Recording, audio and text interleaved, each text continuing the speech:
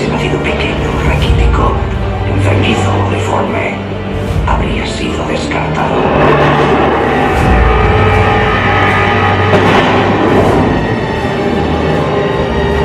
En cuanto pudo mantenerse en pie, fue bautizado en el noble arte del combate.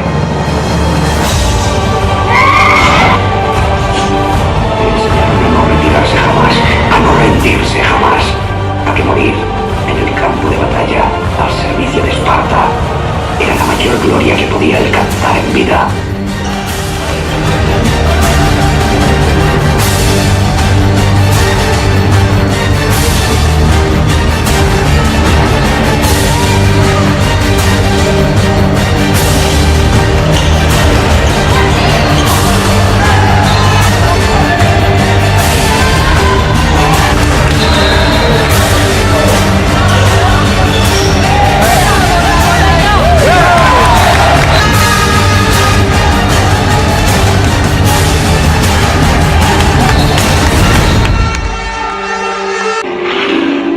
No le sobrecoge el temor, simplemente es más consciente de todo cuanto le rodea.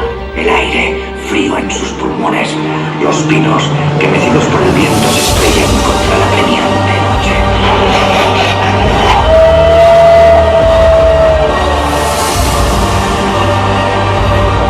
Su pulso es firme, su forma física perfecta.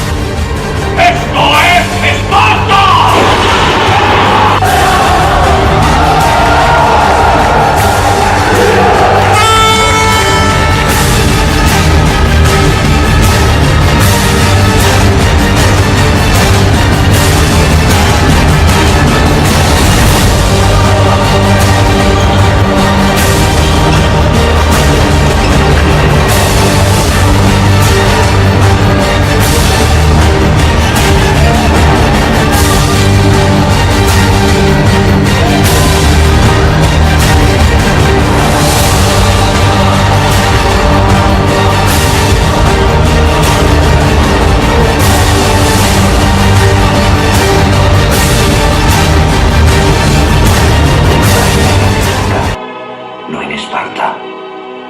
No hay lugar para la debilidad.